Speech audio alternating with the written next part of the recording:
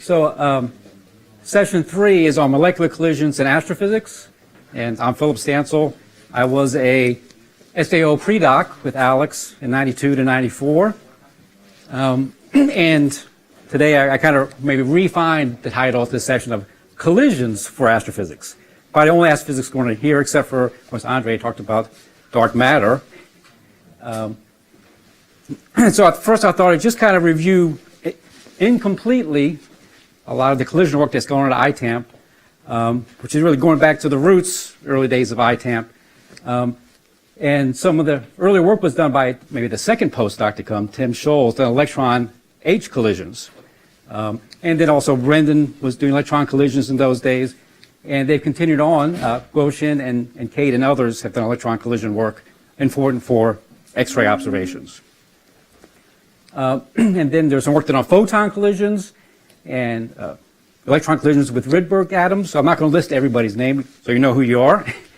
And if I forgot to put you down there because I don't know who you are. Okay. Okay. But most people I think I have included here. And so the first few are, electrons and photons, but then we have heavy particle collisions all in the lower half of my transparency here. And some early work that I was involved with was rate of association. And then there's a lot of reactive scattering work, even back in the beginning of ITAMP with Yan. And then charge exchange. Of course, there's a long history of charge exchange here, well before ITAMP. But in 1996, X-rays were observed being emitted from comets. And Vasily and Alex really jumped on that and started to make here the center for X-ray emission modeling due to charge exchange. And also been a lot of work done on atomic excitation and metastable quenching by a number of people. And then a big topic that is, going on for many decades at ITAMP, well, most of the history of ITAMP is molecular excitation due to heavy particle collisions.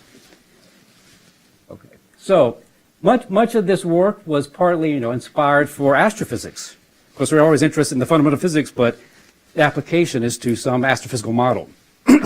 So let's give you my view of how this works. Astronomer, we have some observation, a photo, okay? We, of course, would like to get a lot more information out than just having a nice, pretty image. And so, of course, you might do photometry to tell you something about colors. Or you might go on and do better if we have a spectrometer. We can get a spectrum. So here's a spectrum infrared of this object.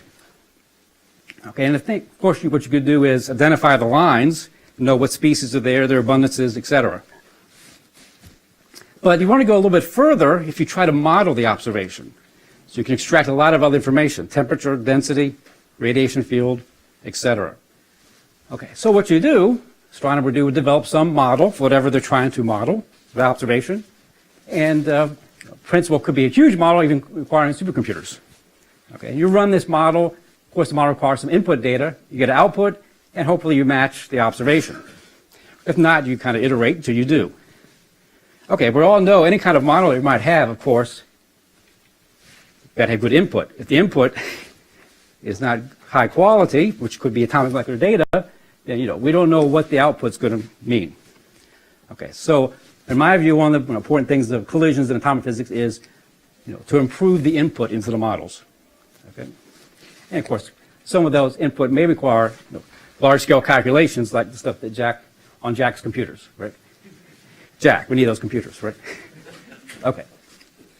So on a kind of Phil-centric view of atomic physics and astrophysics, I was going to show a couple of examples of what happens, the importance of atomic physics. So we'll start looking at lithium hydride in the early universe. Okay. So before the first stars formed and after what's called the last scattering surface, recombination occurred, molecules have been predicted to form, and one interesting case was lithium hydride. And the abundance of lithium hydride was predicted by a few authors, Steve Lepp and Scholl, Poi et al., and Paul et al., and they found an abundance of about 10 to the minus 13 to 10 to the minus 10. So remember, the primordial abundance of lithium is about 10 to the minus 10, 2 times 10 to the minus 10. So they were predicting, one range was all the lithium was going to lithium hydride. Okay. And the process to make it was this rate of association reaction. Well, this work was found by these astronomers, and they proposed that if lithium hydride is significantly abundant, then it could potentially have an effect on the background radiation field. Right? So the photons would scatter off lithium hydride because it has a large dipole moment, unlike H2 or HD, right? So we have enough lithium hydride, it could affect the observed background radiation field by WMAP, for example. Okay, so that was the idea. So this occurred in 1994 when this paper came out. And at that time, I just finished my dissertation. I turned it in, had my feet up on my desk. Alex comes in and says, "I have a new project for you." So little did I know this would be a 2-decade project studying early universe chemistry. And so the first thing we did was to calculate the rate coefficient for this process, which had not been previously calculated, a lot of estimates. And so with Kate and Alex and I, we calculated this in 1996. The problem was we found that the rate coefficient was about 5 orders of magnitude smaller than estimates. Okay.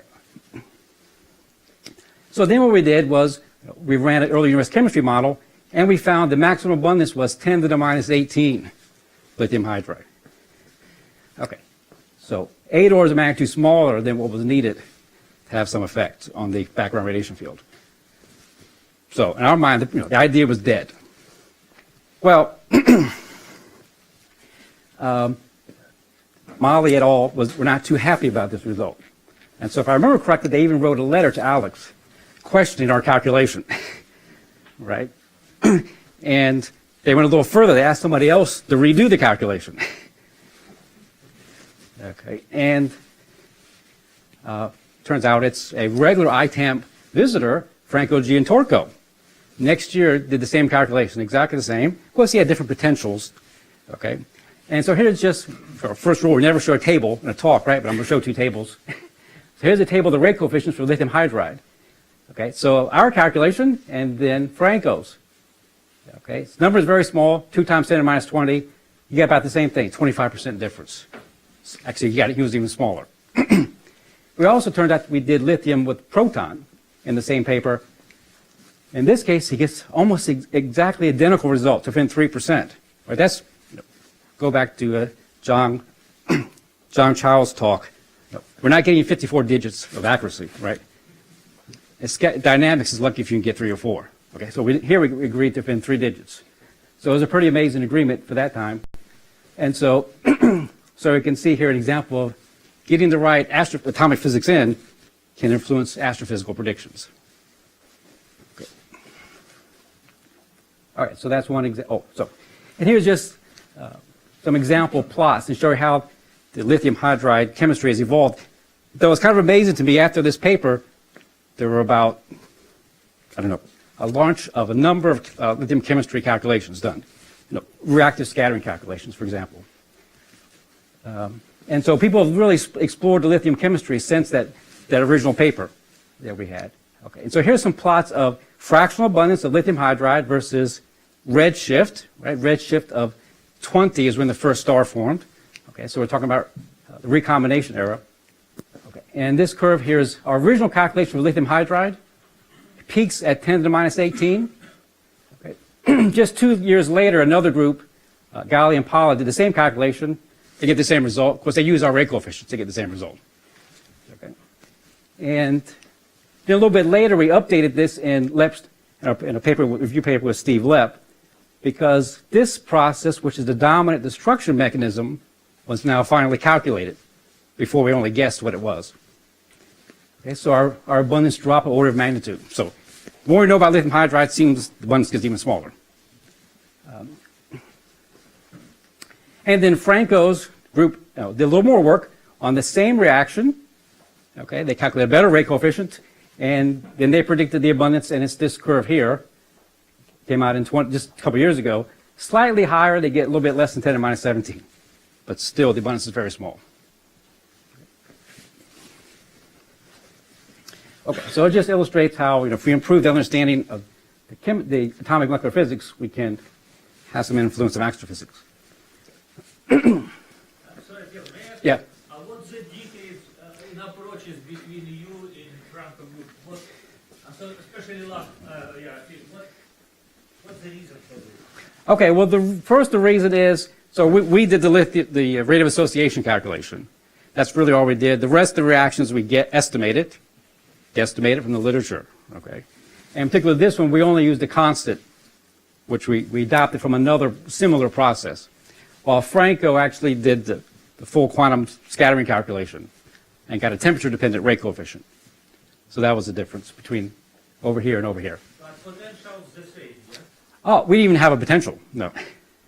For that case, we made a guess. About for other stuff which you use for each radiative, he also Right. radiative. That's right. So we saw those other processes. So it turns out that this process is the dominant destruction mechanism. What we calculated was the formation mechanism. Okay. Okay. Okay. So that's one area of research. Another one, as I mentioned, is molecular excitation, has a long history here at ITAMP. And you heard a little bit this morning from Bala about their work. We focused on the cold collisions, but they also did a lot of calculations at astrophysically relevant temperatures for all the same systems. So H2 at H, H2 of helium, CO of helium, and CO of H. Over this 5-year period, they are very productive producing databases of rate coefficients. Well, one thing that kind of separated the work done here as other places is they also looked into mechanisms, propensity rules, and that a large focus on quasi-resonant type transitions as well came out of that work. So that was in 2002. A few years later, I approached Bob and said, okay, Bob, we want to do higher vibrational transitions and other things to build these databases up. And so Bob, who I actually shared an office with here at ITAMP, we didn't really work together until 10 years later after we all left ITAMP, and also Bala as well. And so in 2005, 2006, we extended these calculations, basically higher vibrational states, and also tested an important component of any of these calculations, the input, potential surfaces. And we found often vast differences depending on the potential surfaces we adopted. And then we extended to look at H2 colliders, H2 with H2 and CO with H2, for only rotational transitions.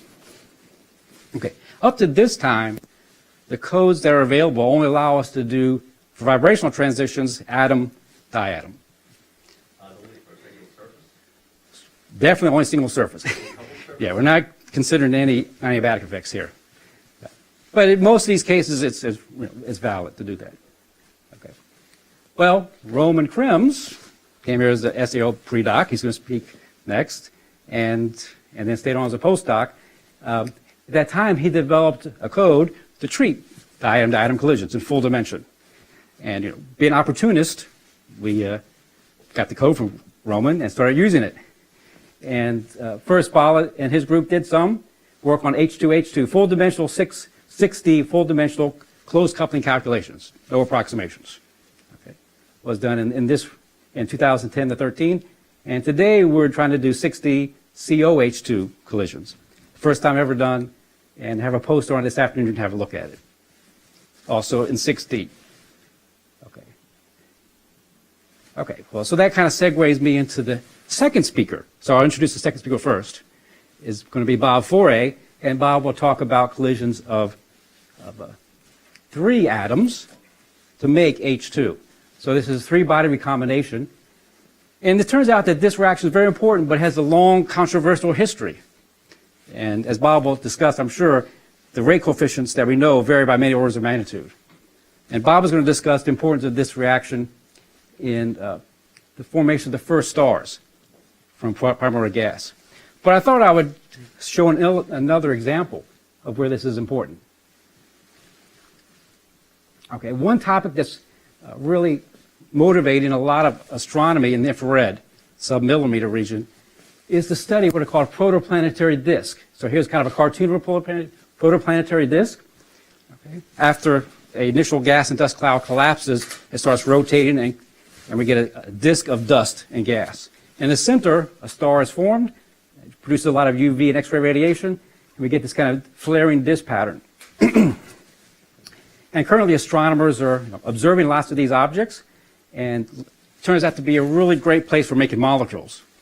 And in particular, of course, H2 will be there, but most people are studying water. And they made lots of observations of these objects, and it turns out that water abundance is many orders of magnitude larger than predicted by previous models. So And how it's made is once you have H2, collides with OH, and we can make water. Okay. So, OH, on what surface you have OH? well, that's another reaction, right? Okay. O with H2. And also, the temperature has to be high enough for these. Well, this is actually an exothermic process, but you do make OH from other reactions. But so in this, the density is relatively high, so 3-body recombination turns out to become really important. Okay. And what's shown over here on the right is calculations done by Al Glasgold and company, in which I plot here the fractional abundance of the hydrogen species in oxygen species, or here's the temperature, which is really a function of the height in the disk. Okay, going in this direction, or like this. Okay, they call it the column density, but it's really the height. So this is on the top of the disk into the midplane. Okay, so in their earlier calculations, they predicted the H2 abundance. They included 3-body recombination to get this dotted curve here. Okay, and then in 2009, they adopted a new rate coefficient that just come out by David Flower, and they get this solid red curve. Okay, it's hard to see in this plot, but it's 3 orders of magnitude difference, right in this, at that height. That's a big difference. And then more importantly is this reaction that goes on to make water, and we can see the big change in the water abundance, more than 3 orders of magnitude, just by tweaking that rate coefficient.